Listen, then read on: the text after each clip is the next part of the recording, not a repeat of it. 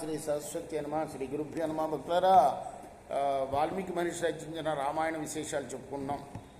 ఇందులో భాగంగా బాలకాండాన్ని 22 భాగాలుగా చెప్పుకున్నాం. 23వ భాగం ఈరోజు చెప్పుకుందాం.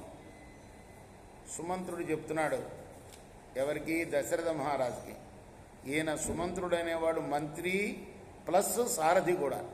ఎవరికి? దశరథ మహారాజుకి. అందుకోసం ఒక ఏకాంత ప్రదేశం ఎన్నుకొని అక్కడ ఒక రహస్యం చెప్తున్నాడు. తాను ఒక ఇతిహాసం విన్నాట, ఆ ఇతిహాసాన్ని చెప్తున్నాడు. అది ఏమిటయ్యా అంటే, సనత్ కుమారుడు జరగబోయే విషయాలను కృతయుగంలోనే చెప్పేశాట. దశరథుడు అనే ఒక మహారాజు ఉంటాడు, ఆయనకు ఒక కుమార్తె ఉంటుంది, ఆమెనేమో దత్తత ఇస్తాడు రోమపాదుడైన ఆయనకి. శాంత ఆమె పేరు. అక్కడ ఉంటుంది అంగదేశంలో. రోమపాదుడు అంగదేశంలో ఉంటాడు. స్నేహితుడు అవటం చేత ఆయనకు దత్తత ఇస్తాడు దశరథ మహారాజు తన కూతురు శాంతని. అక్కడ ఆయన ఏం చేస్తాడయ్యా అంటే, దుర్మార్గంగా వ్యవహరించాట, ధర్మంగా పరిపాలించలేదుట దేశాన్ని. మరి అది త్రేతాయుగం కదా. త్రేతాయుగం అంటే ధర్మం 3 పాళ్ళు నడిచే యుగం. మరి ధర్మానికి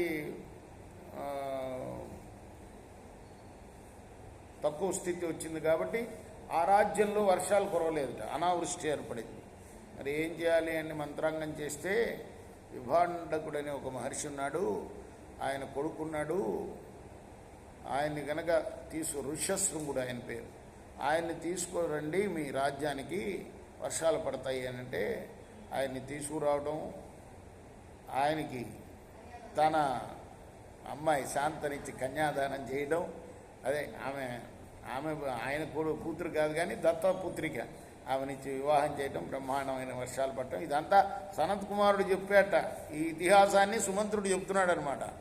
ఇదిగో ఆయన్ని కనుక మీరు తెస్తే, ఈయన బాధపడుతున్నాడు, కొడుకులు లేరని దశరథ మహారాజు. మీరు ఎట్లయినా అశ్వమేధ యాగం చేయాలి అని, పుత్రుల కలగాలనే కోరికతోటి అశ్వమేధం చేయాలని మీరు అనుకుంటున్నారు కదా, ఆయన్ని తీసుకుని వచ్చి కూర్చోబెట్టండి అశ్వమేధ యాగంలో, మీకు పుత్ర సంతతి కలుగుతుంది. దాన్ని మనం పుత్రకామేష్టి అంటున్నాం తెలుగులో, కానీ సంస్కృతంలో ఎక్కడా లేదు. అది విశేషం.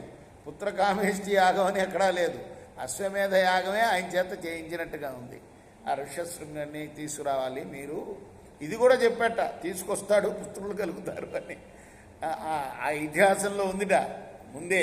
కృతయుగంలోనే సనత్ కుమారుడు చెప్పేశాట.